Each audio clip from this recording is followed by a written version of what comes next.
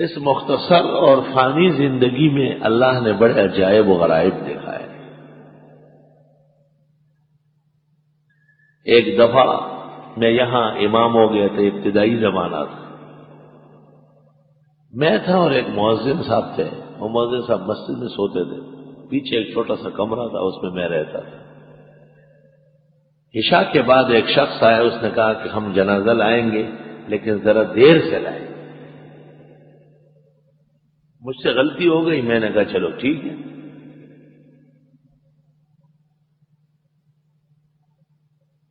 خیر جنازہ آ گیا رات کو 2:30 بجے یا 2:45 بجے، لیکن اس دیوار کے پیچھے رکھ دیا، وہاں نہیں۔ میں کمرے میں وضو کر کے باہر نکلا تو میں نے دیکھا کہ یہ تمام مکانات محلات جو ہے یہ سب لوگوں سے بھرے ہوئے ہیں، اور جنازہ کم از کم 20 گز لمبا ہوگا، اور اس کے اوپر سفید چادر ڈلی ہوئی ہے۔ میں نے دل میں کہا کہ اب پس تو گئے ہو، اگر پیچھے بھاگیں گے تب بھی نہیں چھوڑیں گے، بہتر یہ ہے کہ ہمت کرو، اور وہی دغیرت مرگم دغیرت فن گئی۔ میں آیا، میں نے کہا صفحے بناؤ، تو صفحے اس طرح بنائی جیسے ایک کے اوپر دوسرا کندھے پہ سر رکھے دیکھنے کے لیے۔ اب میں زمادر میں ایسا رخشی میں اللہ اکبر اللہ اکبر اللہ اکبر اللہ اکبر، کمرے تھے منڈا کا، میں بس جنازہ میں شما سر مجھ سے کار دے دو۔ خیر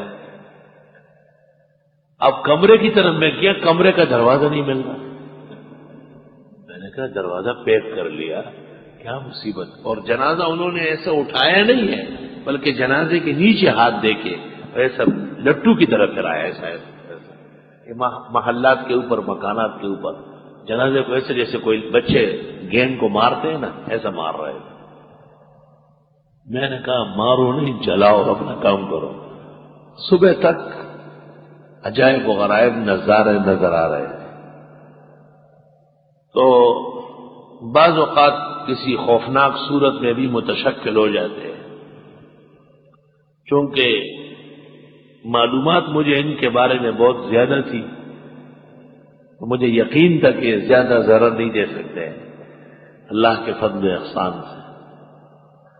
ہاں بشری تکلیف ہوتی ہے، خون گرم ہو جاتا ہے، دل کی دھڑکن پیدا ہو جاتی ہے۔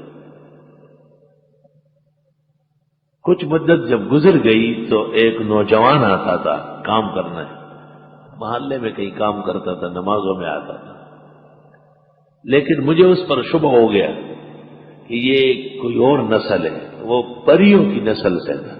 ایک دن میں نے اسے ایسا پکڑا ہاتھ سے تو وہ یکدم لڑکی ہو گیا، لڑکیوں کا لباس، ہونٹ، سب چیزیں، اور یہاں تک کجل اور زلف ایسے پیچھے کی طرف۔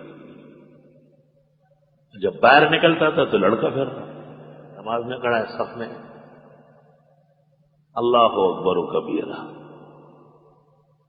تو جنات چونکہ آتشی مخلوق ہے، اس واسطے عامل کسی خیال میں نہ رہے، بیدار رہے ہمیشہ۔ اول تو یہ کام کرنے نہیں، 1000 بار توبہ، اور میں تمہیں نصیحت کرتا ہوں کہ اس کام سے دور رہو بالکل۔ ثانیہ اگر خواہ مخواہ باز نہیں آتے ہو تو پھر اعتماد پورا نہ کرنا، اپنے آپ کو ہمیشہ بچائے رکھو، جہاں تک ہو سکے کوشش کرو، کیونکہ وہ موقع کے انتظار میں رہتے ہیں۔